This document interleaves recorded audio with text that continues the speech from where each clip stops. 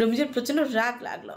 মেয়েরা যে এক ধাপ আগে হাঁটে তার জলজন্ত প্রমাণ এই ইরা নামের মেয়েটি। 5 বছর আগে মাছ ধরার বড় ট্রলারের মধ্যে মেয়েটিকে পায় তারা, তাও অর্ধ চেতনাহীন অবস্থায়। 3 জন লোক মিলে মেয়েটাকে ধর্ষণ করেছিল। সেই মুহূর্তে তারা না গেলে নিশ্চিত মেয়েটাকে লোকগুলি নিজেদের পৈশাচিক চাহিদা মিটে সমুদ্রে ফেলে দিত। ওইখান থেকে বাঁচিয়ে মেয়েটাকে তারা নিজেদের জাহাজে তোলে, নতুন জীবন দেয়। এরপরে মেয়েটাকে প্রাথমিক চিকিৎসা দেওয়া হয়। এর সবই সে নিজে করেছে, নওয়াব ভাই কিছুই করেনি। ওই বাঁচানোটুকুই তার কাজ ছিল, এছাড়া তা ফিরেও তাকাননি সে।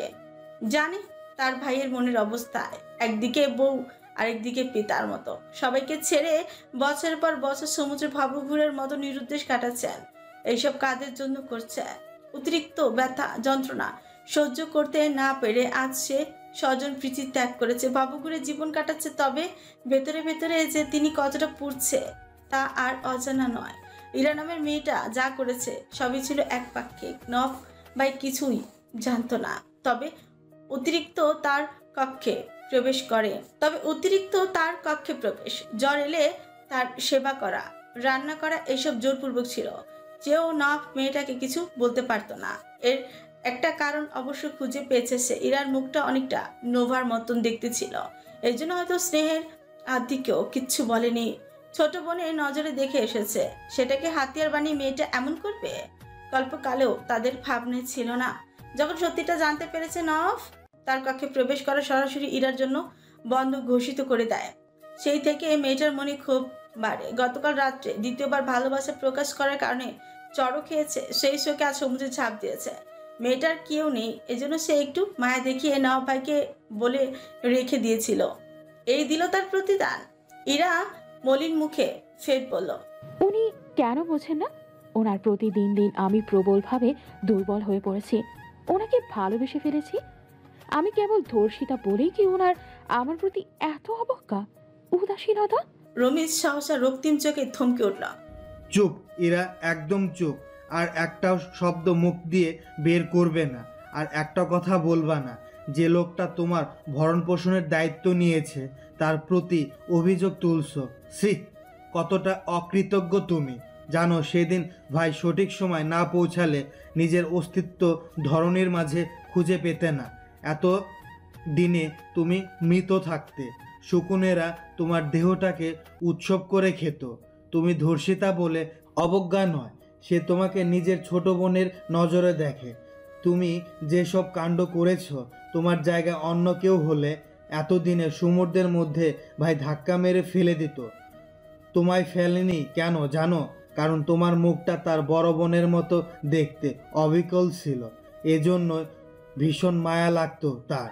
আর তুমি কিনা তাকে নিয়ে নোংরা মন্তব্য করছো, তার বিরুদ্ধে অভিযোগ তুলছো, আবার তার সঙ্গে নোংরা কিছু করার কথা ভাবছো। সি, দাসী হইয়া মালকিন হওয়ার স্বপ্ন দেখছো। তাহলে ভুল করছো। ফলাফল তোমার জীবন যেতেও পারে। তাকে এখনো চিনতে পারোনি। যখন তার অস্তিত্ব সম্পর্কে জানবে, ভয়ে আটকে হৃদয়ের পর্যন্ত কেঁপে উঠবে। আর একটা কথা জেনে রাখো, সে তোমার দিকে কেন, দুনিয়ার কোনো নারীর দিকেও তাকাবে না, কেবল একজন নারী ছাড়া। সে কে জানো? আমাদের প্রাণের প্রিয় ভাবিজান, যিনি একবার ভাইয়ের দিকে তাকালেই ভাই বেসামাল হয়ে যাবেন, আর কিচ্ছু করতে হবে না। এরা বিস্ফোরিত নয়নে তাকালো। তিনি বিবাহিত? জি। কিছুক্ষণ ইরা কথা বলতে পারলো না, থাম মেরে রইল। তার হাত পা প্রচন্ড অসার লাগলো, বুকটা ইট কয়লার মতন ফেটে ফেটে যাচ্ছে, গলাটা ভীষণ রকমের অবরুদ্ধ। সে কিনা একজন বিবাহিত পুরুষের প্রেমে পড়লো, তাও কঠিন ভাবে। এখন কি হবে? মন দিয়ে তো বসেছে। তার ভীষণ কষ্ট হলো অনেক। যখন লোকটাকে প্রতিনিয়ত চোখের সামনে দেখতো, তার অদ্ভুত এক অনুভূতির জন্ম হতো। তার চোখে দেখা সেরা একজন পুরুষ ছিল এই লোকটি, যাকে সে মন প্রাণ দিয়ে হলেও ভালোবাসে। একদিন নিজের আপন মামা মামি ঘর থেকে বের করে দিয়েছিল। এরপরে বন্দরে এসেছিল এক বান্ধবীর বাসায় যাবে বলে। ওখান থেকে অজ্ঞান করে কিছু সংখ্যক লোক তাকে মাছের বড় একটি ট্রলারে তোলে। ওখানে এসে নিকৃষ্ট কিছু সংখ্যক পশু দ্বারা ধর্ষিত হয়। সেদিন লোকটা তাকে বাঁচায়। এরপরে লোকটার সান্নিধ্যে থাকতে থাকতে তার প্রতি ভালোবাসা বাড়ে। নিত্যদিন লোকটাকে দেখতো জাহাজের ছাদে অর্ধনগ্ন বুকে ব্যায়াম করতে, হাঁটতে। গিটার নিয়ে কখনো কখনো জাহাজের ছাদে গান গাইতে সে চুরি করে শুনতো, খুব ভালো লাগতো। মাঝে মধ্যে ওনার দীর্ঘ সিক্স প্যাক শরীর লুকিয়ে লুকিয়ে দেখতো। ওনাকে দেখলে তার মনের মধ্যে অদ্ভুত রকমের এক শিহরণ জাগতো, প্রজাপতি উঠতো। সেই পুরুষটির সঙ্গে এত বছর কাটিয়ে আসন্ন সে কিনা বিবাহিত। তবে তার বড্ড জানতে ইচ্ছে করলো সে ভাগ্যবান নারীটির কথা। কে সে, পরিচয় কি তার? সেই নারীটি তার চেয়েও কি দেখতে অধিক সুন্দর? ধৈর্য আর ধরল না বলেই ফেললো রমিজকে। রমিজ ভাই, ওই নারীটি কি দেখতে আমার চেয়ে অধিক সুন্দর? রমিজ তার ছিল সেরূপ হাসল। ইরা ভারী অবাক হলো, তবে মনও রইল। হাসার কারণ জানতে ব্যাখ্যা চাইল না। রমিজ ফের বলল, তোমার মতন সাদা চামড়া নয়, গায়ে সুন্দর খালাতো ভাইও নয়। সে হলো একজন মায়াবতী, মনোহরণী, উজ্জ্বল শ্যামবর্ণের একজন নারী, যার মায়া আমাদের ভাই দেওয়ানা মাতোয়ারা হয়েছে। তুমি যদি তার সামনে সারাদিন কাপড় খুলেও বসে থাকো, তারপরেও ভাইয়ের কোনো ফিলিংস জাগবে না। শুধু আমাদের ভাবির উপস্থিতি ভাই যদি একবার পায়, সে বড্ড উন্মাদ হয়ে যাবে। তার ফিলিংস জেগে উঠবে। কারণ কি জানো, যাকে ভালো লাগে তার সব কিছু ভালো লাগে। তাকে দেখলে উন্মাদ হওয়া লাগে না, ফিলিংস কষ্ট করে জাগানো লাগে না, অটোমেটিক জেগে ওঠে। আর এটাই প্রকৃত ভালোবাসা। তিনি এত ভালোবাসেন মেয়েটাকে?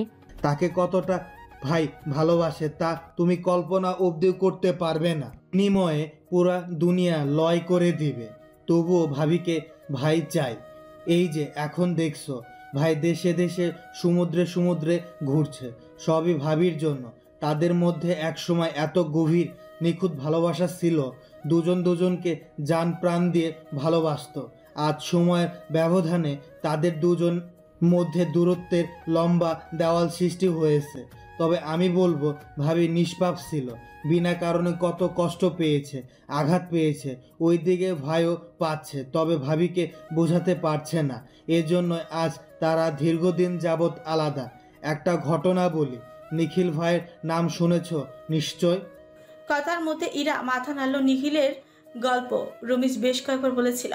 সে নিখিল ভাই একদিন শুধু ভাবিকে একটু ধরেছে, তাও ভাইয়ের ওপর থেকে আক্রমণ হওয়ার থেকে বাঁচাতে। সে কারণে নিখিল ভাইকে মেরে আধমরা করে দিয়েছিল ভাই।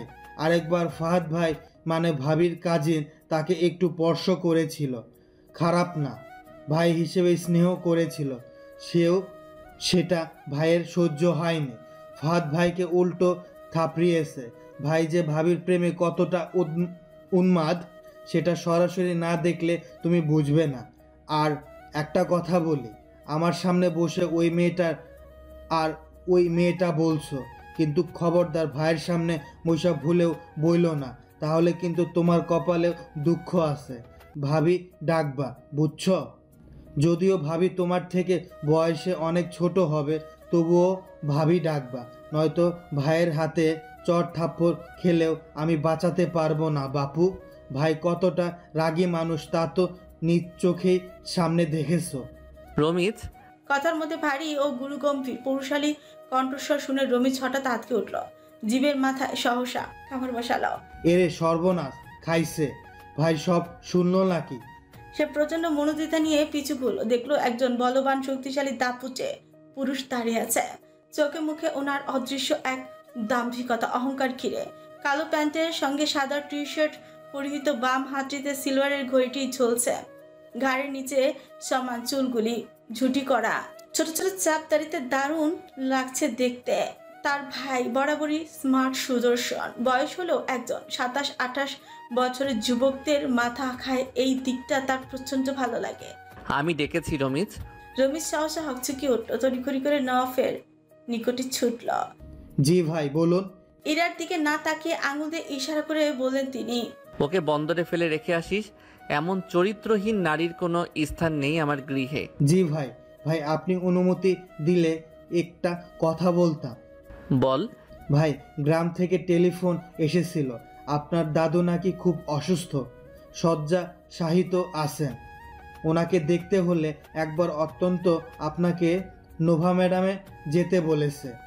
নওয়াফ চিন্তিত মনে কতক্ষণ ভাবুকে বসে, এরপরে বেশ খানিকটা সময় নিয়ে চিবিয়ে চিবিয়ে বলল। ক্যাপ্টেনকে জাহাজ বন্দরের দিকে ঘোরাতে বল। রমিজ যার পরানি অবাক হতবাক, তার হুঁশিয়ার ধরে না। তারা সত্যি সত্যি গ্রামে যাবে, কত বছর পর আবার গ্রামের স্বাদ দেবে। গ্রামের আলো বাতাস মন ভরে শুষে বিষ ভাবতে তার প্রচন্ড রকমের আনন্দ উল্লাস লাগছে। সে প্রফুল্ল চিত্তে জিজ্ঞেস করল, ভাই আমরা কি সত্যি সত্যি নিজ স্বদেশে ফিরছি? হ্যাঁ, কতকালের ভব করে দিন কাটাবো। বয়স তো কম হলো না, এখনও বাচ্চা কাচ্চা পয়দা করার পর্ব বাকি আছে। সেই বয়সে জাহাজ নিয়ে দেশ বিদেশে ঘুরে ফিরলে বিষয়টি মন্দ দেখায়। এরা অবাক হয়ে তাকিয়ে রইল লোকটার শুভ্র উজ্জ্বল মুখটার দিকেই। প্রথম রোমান্টিক কথা শুনলো ওনার মুখে। এছাড়া সব সময় লোকটাকে গম্ভীর থাকতে দেখেছে, হাসতে তো সে দেখিনি, যেন সবটুকু হাসি মুখ থেকে বিলীন হয়ে গেছে। তবে সে সুখী হতে পারল না। রমিজের পা পেঁচিয়ে ধরল। ততক্ষণে নব প্রস্থান ত্যাগ করেছে। রমিজ ভাই, আপনারা প্লিজ আমাকে বন্দরে একা ফেলে রেখে নিষ্ঠুরের মতো যাবেন না। আমি আর ওনাকে ডিস্টার্ব করবো না। বিশ্বাস করুন, আপনাদের কোনো সমস্যার কারণ হয়েও দাঁড়াবো না। তবুও একটু ঠাঁই দেন। দরকার পড়লে আপনাদের বাসার কাজের মেয়ে হয়েও থাকবো। তবুও রাখেন প্লিজ। আপনারা বন্দরে ফেলে রাখলে যাবো কই? আমার তো কেউ নাই যে সেখানে যাব। রমিজের ভীষণ মায়া হলো। আহারে বিচারি, একুল ওকুলে কেউ নেই। সে বলল, তোমাকে নেব এক শর্তে, ভাইয়ের আশেপাশেও ঘেঁষবা না। নিজের মরণ নিজে ডেকে আনলে আমিও বাঁচাতে পারবো না। আর হ্যাঁ, ভাবিকে দেখে জেলাসে ফিল করেও তার ক্ষতি করার চিন্তা কুক্ষণে মাথায় এনো না। ফলাফল হিসেবে তোমার জীবনও যেতে পারে। আগেও বলেছি, এখনও বলছি, ভাই কিন্তু ভাবির প্রতি ভীষণ সিরিয়াস, আর আশপাশও যাবে না। এরা মাথা নাড়ল। ঠিক আছে। ঠাঁই পেয়েছে, এইটাই তার শান্তি, আর কিছু চাই না। জাহাজ বন্দরের দিকে ঘোরানো হলো। নফ জাহাজের ছাদের উপর দাঁড়ানো। বাতাসে ওনার পোশাক তরতর করে নড়ছে উঠছে। গভীর ভাবান্তরে অভ্যন্তরে সে তলিয়ে। রাত গভীরে পৌঁছিয়েছে, অথচ তার চোখে নিদ্রা নেই। প্রকৃতির রূপ লাবণ্য দু চোখ ভরে দেখতে ব্যস্ত। চন্দ্রের আধ ফালি আলোক এসে সমুদ্রের জলরাশির উপর আশ্রে পড়েছে। তাতে সমুদ্র পৃষ্ঠের মায়াময় রূপ প্রস্ফুটিত। জলগুলিও স্বচ্ছ ও চকচকে দেখায়, ভীষণ নজর কাড়ে। প্রকৃতির ভিন্ন ভিন্ন রূপ খুব কাছ থেকে দেখছেন তিনি। ভালোই লাগলো, মন্দ নয়। উনি গভীর শ্বাস টানেন, পরক্ষণই গভীর কঞ্চে একা একাই ভিড় করেন। দীর্ঘ 5 বছর তোর থেকে সম্পূর্ণরূপে নিজেকে দূরে সরিয়ে রেখেছি, কেবল তোর বিরক্ত হবে বলে। নিজে সমুদ্রে সমুদ্রে দেবদাসের মতন জীবন অতিক্রম করেছি। লম্বা লম্বা দিনগুলি প্রতিনিয়ত একাকিত্বে পার করেছি। তোর বিরহ বিচ্ছেদের দহনে পড়েছি, মরেছি। দিন গিয়ে ধরণীতে রাত নিবেছে, ঋতুর পর ঋতু পাল্টিয়েছে, বছরের পর বছর অতিক্রম করেছে। তবু আমি নিঃসঙ্গ ছিলাম। সহস্রবার হৃদয় পুড়েছে, ভেঙেছে। তবু আমার দগদগে পোড়া উষ্ণ বক্ষে স্বচ্ছ প্রত্যুষকালের ন্যায় এক স্নাতকর বর্ষণ নামেনি। স্বচ্ছ তটিনীর হিল্লোরের ন্যায় শান্ত হয়ে আসেনি, বরং দিন দিন দগদগে অনলের প্রবলতা, নৃশংসতা বেড়েছে। তোর অনুপস্থিতিতে বেশ যত্ন করে পুড়িয়েছে ভেতরটা। সর্বশেষে কুচকুচে কয়লার মতন অঙ্গার করে দিয়েছে। তবু বেঁচে আছি প্রতিটা মিনিট, সেকেন্ড, ঘন্টা তোর অপেক্ষায়। মনকে বুঝিয়েছি সে আমার সর্বনাশ হয়ে জীবনে পদার্পণ করলেও সে আমার ভীষণ প্রিয়, বেঁচে থাকার প্রধান হাতিয়ার।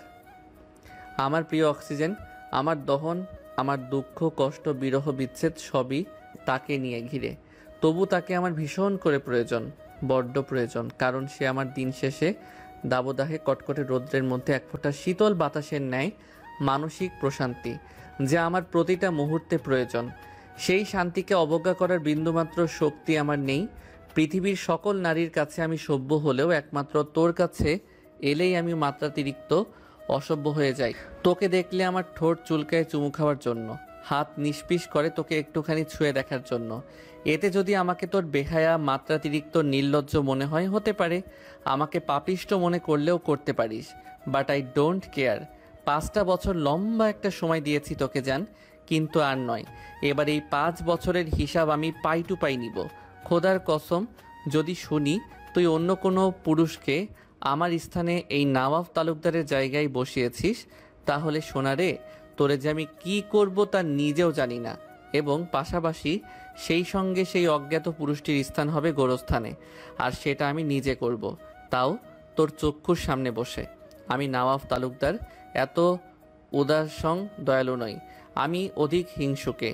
আমার ভালোবাসার ভাগ আমি কাউকে দিব না, কাউকে নয় কলিজা, এক ফোঁটাও নয়। আমি ফিরে আসছি সুইটার, খুব শীঘ্রই, অতি দ্রুত, যতটা দ্রুত এলে তোকে পাওয়া যায়।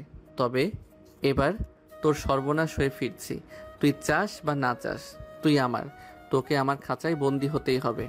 তুই তৈরি তো মিসেস পাখি তালুকদার, আমার বন্দিনী হতে প্রস্তুত তো? গত মধ্য রজনীতে তাপদাহ অনলে পোড়া গরমকে শীতল ও শান্ত করে দিতে কয়েক মুঠো টানা বর্ষণ বাড়ি ঝরেছিল। উঁচু নিচু ঢালায় জমিয়ে থাকা বাড়িতে সোনালি রোদ্দুরে এক রক্তি চিলিক পড়া ভেজা মাটির শুকনো ঘ্রাণ জায়গায় জায়গায় ছড়িয়ে পড়ল বুঝি। সেই সঙ্গে ভোরে স্নিগ্ধ অম্বরে এক পাল বিহঙ্গদের হাট বসেছে। তটিনীর বক্ষ জুড়ে আজ থই থই জলে পরিপূর্ণ। কুলের পারদেশ ভিড় জমিয়েছে ললাটে, লম্বাটে লম্বাটে বৃক্ষগুলি শটান হয় দৈত্যের ন্যায় এক বুক দম্ভ অহংকার নিয়ে এক একটা দাঁড়িয়ে রয় তারা। আবার মস্ত বড় বৃক্ষগুলির অহংকার দর্প একসঙ্গে চূর্ণ বিচূর্ণ করে দিয়ে শো শো করে এক মুঠো শীতল মুরুদ বহে। বহমান মুহূর্তে ভেজা ডালগুলি মচমচ করে নড়ে চড়ে ওঠে, মৃদু মৃদু হেসে খেলে দুলে ওঠে সতেজ কচি কচি ডাল পাতাগুলি। অতঃপর দেহ মন জুড়ে একটা শীতলতা বার করে, সেই সঙ্গে অন্তরাত্মা শিথিল হয় হয় প্রশান্তি। সকাল 9টা বাজে। অনন্যা তৈরি হয়ে বেরিয়ে পড়ল। গতকাল মালয়েশিয়া থেকে দুজন বিজনেস পার্টনার এসেছে, তারা এসে হোটেলে উঠেছে। আজ দেখা করার কথা, তার সঙ্গে বিজনেস করবে।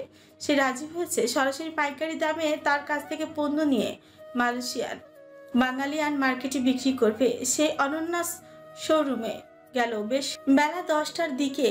ফরেনিয়ার দুজন লোক, ধবধবে সাদা গায়ের রং, হ্যাংলা পাতলা ধরনী দেখতে দুজন। তারা বাংলা পারে না। অনন্যা ইংরেজিতে জিজ্ঞেস করলো। Hello, how are you? Foreigner লোকটি বলল। Fine, what's up? অনন্যা হাসলো।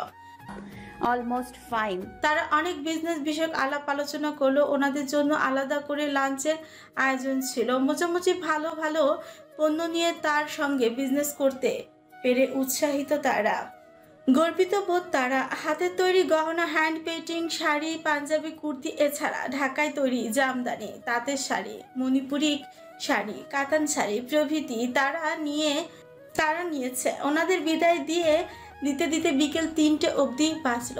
3টার দিকে LLB কলেজে ঢুকলো। কলেজের সামনে গিয়ে পড়লো আরেক বিপাকে। ওখানে রাইয়ান নামক ছেলেটা বাইকের সঙ্গে ঠেস দিয়ে দাঁড়ানো অবস্থায় ছিল, যেন কারো সুদূর অপেক্ষায় প্রহর গুনছে। বারংবার হাত ঘড়িটা ব্যস্ত চোখে পরখ করে দেখছে পরপর, বিরক্ত সূচক উষ্ণ তাপমাত্রা ফেলে। ছেলেটার হাতে গোলাপি বর্ণের একটি ফুল। এই অদ্ভুত ফুলটির নাম কি তার জানা নেই, তবে সে চিনে, বেশ কয়েকবার দেখেছে। বিদেশি ফুলের জাত হবে হয়তো। ছেলেটার গায়ে ব্ল্যাক ব্লু মিশ্রণে একটা পাঞ্জাবি। মুখটা ফরেনিয়ারদের মতন দেখতে হলেও নাকটা ভীষণ বোচা, বেশি লম্বা একটা নয়।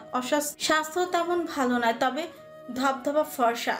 তাকে দেখে বাইকের পাশ থেকে নেমে এলো হেঁটে। তার সামনে হাঁটু ভেঙে সিনেমার হিরোদের মতো প্রপোজের ভঙ্গিমায় বসে পড়ল। মুখে এক টুকরো হাসির দৃশ্যমান, খুশিতে অক্ষি জোড়া চকচক করছে। সে চরম বিরক্ত হলো। এই আইটেমটাকে এক্ষুনি কেন আসতে হলো? আশেপাশে হাঁটাচলা করা কিছু সংখ্যক স্টুডেন্ট আর চোখে এরকম দৃশ্যগুলি দেখে মুচকি মুচকি হেসে চলে গেল। এরই মধ্যে অনন্যার ললাট কুচকে এলো। সে ক্ষণকালের মধ্যে নিজের সচকিত মস্তিষ্ক তটস্থ করে নেয়। রাইয়ানের হাত দিয়ে বাড়িয়ে দেওয়া চিরকুটটি সাদরে গ্রহণ, নিজ হাত বাড়িয়ে নিল। রাইয়ান মনে মনে খুশি হলো। তার মনের কথাগুলো শোনার পর অনন্যা কিরকম রিয়াকশন দেয়, এখন সেটাই দেখার মুখ্য বিষয়। অনন্যা এদিক ওইদিক তাকে বিরক্ত সূচক দুবার শ্বাস ফেলল। তৎপর চিরকুটটি খুলে জোরে জোরে পড়তে লাগলো। অনন্যা, প্রিয় লম্বা চুলের মেয়ে, তুমি জানো আমি তোমার প্রেমে পড়ে গেছি। ওই গেজ দত, ওই লম্বা চুল, তোমার ওই তোতের তিল, জাস্ট পাগল হয়ে গেছি। না আর পড়তে পারলো না, তবে অতি আশ্চর্য হয়েছিল একটি চিঠি লিখতে গিয়ে কোনো মানুষ কি করে 14টা বানান ভুল করে। সেইটা কি আদৌ কোনো চিঠি হলো? ভুলে ভরা প্রতিটি শব্দ বাক্যরণ। সে হাত বাড়িয়ে চিঠিটা রাইয়ানের হাতে এগিয়ে দিল। রাইয়ান দাঁত বের করে হাসে, বোকা হাসে। আসলে আমি বাংলা টাইপিং করতে পারি না।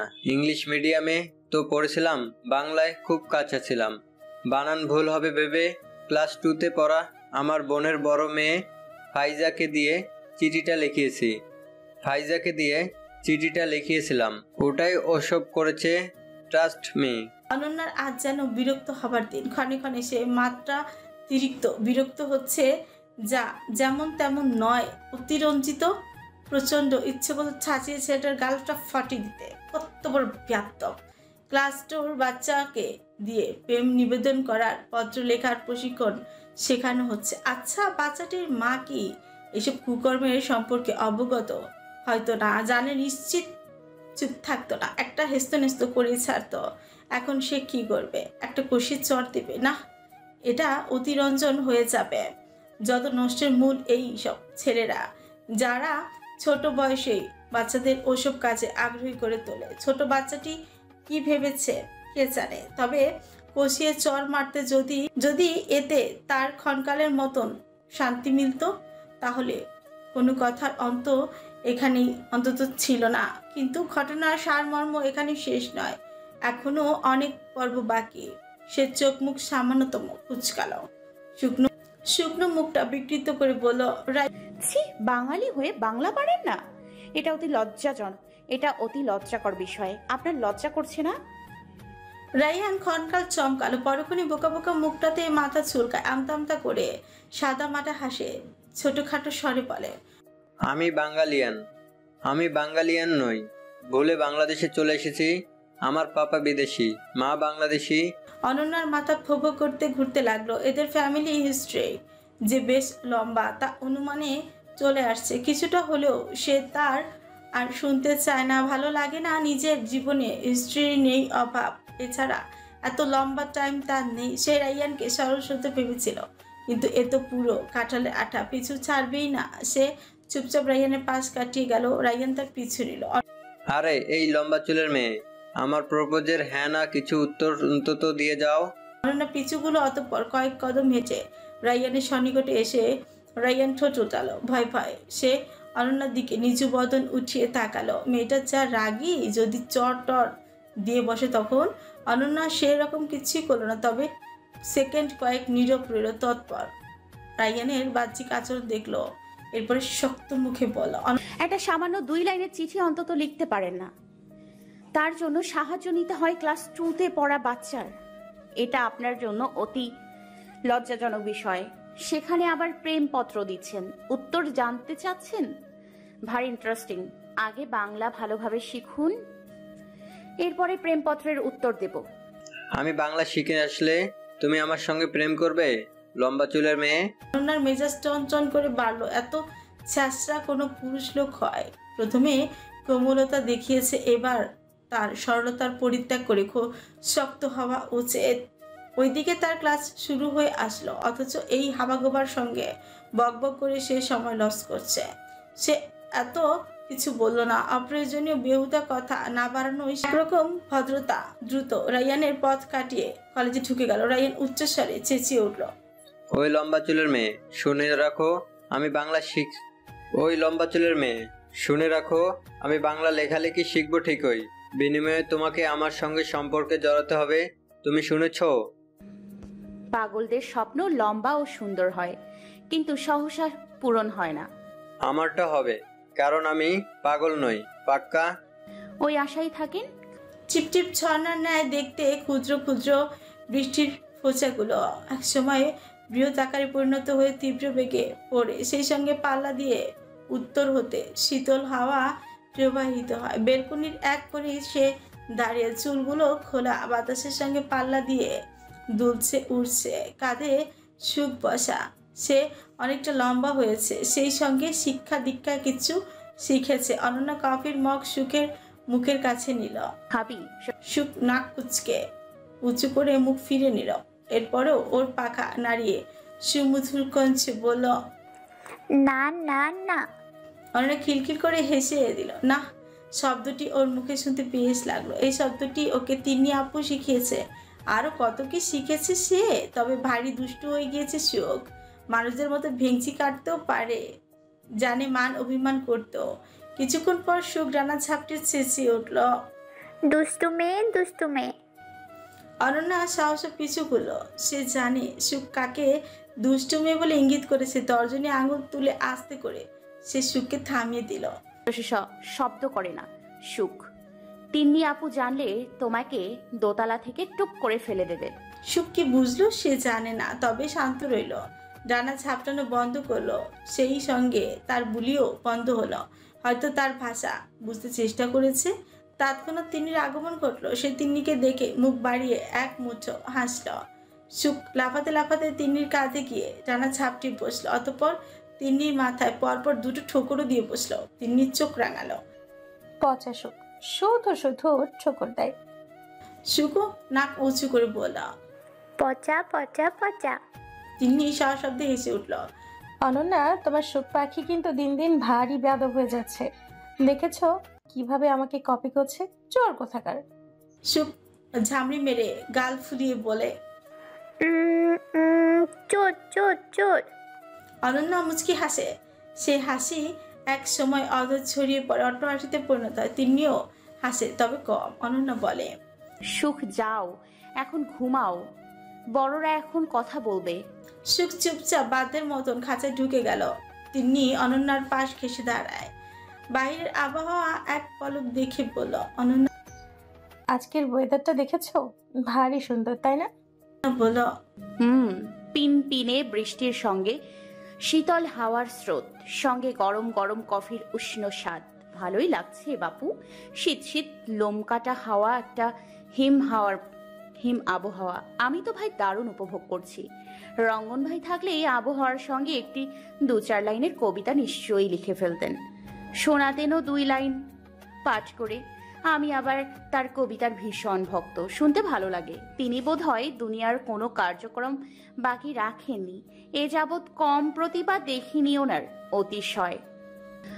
অতিশয় এক কথায় প্রতিভাবাপন্ন যাকে বলে। এমনিতেই লোকে তাকে জুপিটার গাইড বলে না। নিশ্চয়ই তার পেছনে লম্বাকৃত কারণ ছিল। কথাটি বলে অনন্যা গাল পরে হাসল। তিনি কফিতে এক চুমুক দিয়ে সোফায় বসে পড়ে। অধর নাড়িয়ে প্রতি উত্তরে বলল, তা বটে। ওনার পিতাও ওনার মতোই ছিলেন, তবে তিনি সব কাজে পারফেক্ট একটু বেশি। এজন্য লোকে তাকে জুপিটার গাইড বলে ডাকে। মানে 1-এর ভেতর 10, কিংবা সব বলতে পারো। কিছুক্ষণ দুজনের একজনও কথা বলল না, যেন মৌনতা থাকার ব্রত পালন করছে। লম্বা একটা সময়ের পর তিনি পরক্ষণে মুখ খুলল। জানো অনন্যা, এই দুনিয়ায় বিশ্বাসঘাতকরা বড় সুখী হয়। তাদের সুখের অভাব পড়ে না। সুখ শুধু আমাদের জন্যই সীমিত। অন্যদের ঠকিয়ে তারা দিন শেষে শান্তি তৃপ্তিই পায়। আর তাদের কষ্ট হয় না, যন্ত্রণা হয় না। কষ্ট হয় আমাদের মতন সরল হৃদয়ের কিছু সংখ্যক মানুষের। আসলে ওদের মুখগুলি চিনবার কোনো উপায় নেই। এমন কোনো উপায় থাকতো ওদের মুখগুলো চিহ্নিত করার, তাহলে কত নির্দোষ নিরপরাধ সরল মানুষগুলি ওদের বিশ্বাসঘাতকতা ছলাকলা থেকে বেঁচে যেত। আফসোস এমন কিছু নেই। তিনি কণ্ঠে আফসোস আক্ষেপ ঝরে পড়ে। মুখটা তার মলিন বিষণ্ণতার চাদরে ঘিরে। অনন্য অবাক হলো না। সে রঙ্গন ভাইয়ের কাছে শুনেছে কিছুটা। তিনি আপু একজনকে অনেক ভালোবাসতো, বিনিময়ে দিন শেষে সেই লোকটা তাকে ঠকিয়ে দিব্যি সংসার করছে, ঘুরছে ফিরছে, খাচ্ছে। অথচ এক বুক বিচ্ছেদের যন্ত্রণা নিয়ে শক্ত ধাতুর তৈরি মেয়েটা বেঁচে আছে, তবুও তারা সুখী। আশ্চর্য, কি আশ্চর্য! তার বড্ড জানতে ইচ্ছে করে বিশ্বাসঘাতকরা এত সুখী হয় কেন। তিনি বৃষ্টির ছোট ছোট ফোঁটাগুলির দিকে তাকে পুনরায় বলল, বয়স কত তখন আমার? এই ধরো আন্দাজ 17 কি 18 হবে। তখন একজন বেকার ছেলের প্রেমে পড়েছিলাম। ছেলেটা দেখতে অনেক সুন্দর ছিল, ভারী স্মার্টও, কিন্তু একটু নিম্ন মধ্যবিত্ত ছিল। হাত খরচ চালাতে কষ্ট পোহাতে হতো। বাড়ি বাড়ি টিউশনি করে সংসার চালাতো। তার প্রেমে আমি মগ্ন হয়েছিলাম। সে আমাকে তখন ভীষণ ভালোবাসতো, আমার যত্ন নিত। একটু অসুস্থ হয়ে পড়লে সে কি তার পাগলামি? আজ সব অর্থহীন, ভিত্তিহীন। বিয়ে করে সংসার ঠিকই করছে, কিন্তু আমিটাই রয়ে গেলাম। তিনি আমার প্রাইভেট টিউটর ছিল। দুজন দুজনকে নিয়ে কত রঙিন স্বপ্ন বুনেছি, দেখেছি। আজ সব অতীত হয়ে স্মৃতির পাতায় অধ্যায় গেঁথে রয়েছে। আবার জমিয়ে দুষ্টু মিষ্টি খুনসুটির প্রেমময় আড্ডাও দিয়েছি।